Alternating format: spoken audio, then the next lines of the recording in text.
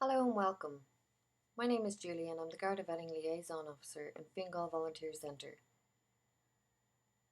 So if you're confused about who needs to be vetted for Garda vetting in your organisation, hopefully this video will give you a bit more clarification on what is considered relevant work and who it applies to.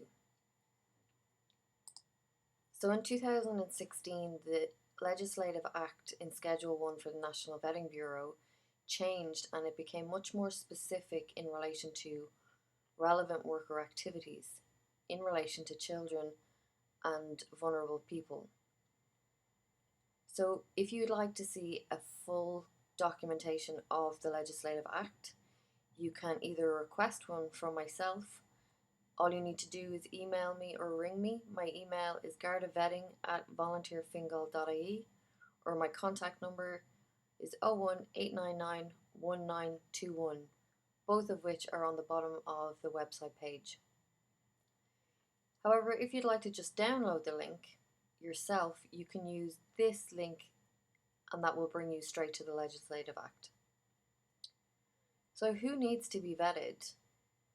If you're in an organisation that is a charitable organisation or relevant to that, any member of staff, volunteer or worker who is doing relevant work as a primary and regular part of their role, which means, for example, if a volunteer only works one day a year, it's not very regular, they might pop in once, twice a year, that is not considered regular, ongoing work.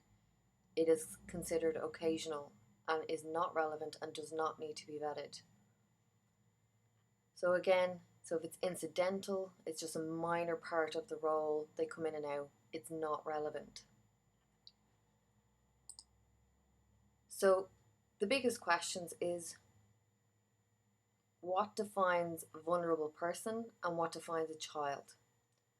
So first of all, the child part is fairly simple and straightforward. If a person is under the age of 18, they are legally considered a child. The vulnerable person is a little bit more complicated.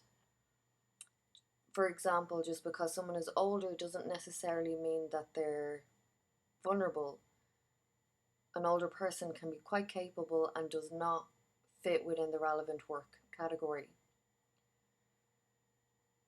So a vulnerable person, according to the Legislative Act, is a person other than a child who is either A, suffering from a disorder of the mind, whether as a result of a mental illness or dementia, has an intellectual disability, or is suffering from a physical impairment, whether as a result of injury, illness, age, or has a physical disability.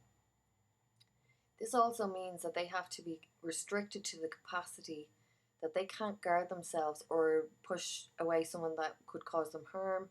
So basically they are vulnerable. So there's also an area of who does not need to be vetted. So one of the biggest questions I get asked on a regular basis is, can this person be vetted? It's company policy. It's within our guidelines that we need everyone to be vetted.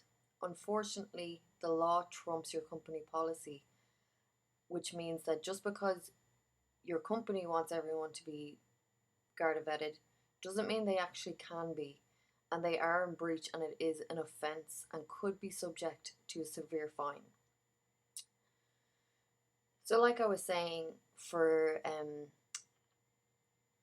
people that only come in occasionally, they don't need to. So for example, a Santa Claus that does one event a year in, say, a school, and they'll only be there for 2 hours, 3 hours, once. They do not need to be vetted. However, if it's a type of an occasion where, say, it's a week long or 2 weeks long, and that same Santa's going to be there every day, they have an ability to build a relationship with the children, and that could potentially be a vulnerable position. So yes, that person absolutely needs to be vetted.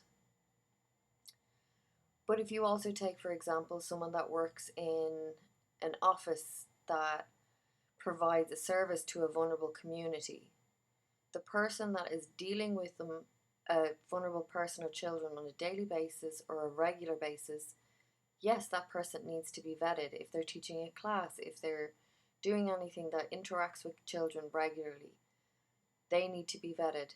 However, if there's a person that works and does, say, the accounts or is in administration in the back office, and they might accidentally bump into the children or a vulnerable person, but it is not actually a part of the role to work with them, then they absolutely do not need to be vetted. And the same with cash. People that use cash within an organization do not need to be vetted. This is very specific for children and vulnerable people only, and it needs to be a regular part of their day and their work. So, like I was saying, it is an offence if a person is being vetted when they don't need to be. And I do need to stress how much the Garda Vetting Bureau is clamping down on this. So if you're found to be in breach, your organisation could potentially be fined €10,000 or even worse, a potential prison sentence. So I would really strongly recommend that you really understand the Legislative Act and how it applies to your organisation. So if you're doing the role itself, when you're using the MVB1 form, which I talked about in the last video, this needs to be filled out by the applicant. However, you can help them clarify what the role is. So if you say, for example, this little snippet here, and I will show you more examples now in a second, caretaking a primary school, they're not considered enough to get someone vetted. However, if you do say caretaker in a primary school, Part 1, Section 1B, that is perfect. So I'll just show you, you will have been sent an information pack when you first registered with myself or whatever organisation you have registered with. On the second last 2 pages, the part of the Legislative Act that are relevant, as in Part 1 and Part 2. Part 1 relates to children and all of the different areas. So you can see here, Part 1 relates to the different areas in where you're covered for Garda vetting. When you're looking at vulnerable people is on the last page, and then you can see Part 2 there and vulnerable persons there. This is the area of what you need to know if your organisation is working with vulnerable people. And I would recommend that you really get to know this and know what's relevant to you. So say, for example, an organisation is providing a counselling service for addiction or for just general counselling. They are in a position that they are dealing with vulnerable people on a daily basis. You would simply put Schedule 1, Part 2, Section 2. So any work or activity which consists of treatment, therapy or counselling provided to a vulnerable person by a person in the course of that work or activity. That would have you absolutely covered. You don't need to copy and paste the whole line. All you need to do is Part 2, Section 2. So when you're actually putting your information onto your MVB1 form, these are a few examples of how to say something and how not to say it. So for example, if you have, say, a security worker, you'd say writing down security worker or volunteer is not enough. You will end up hearing from me and I will need you to clarify the role even more.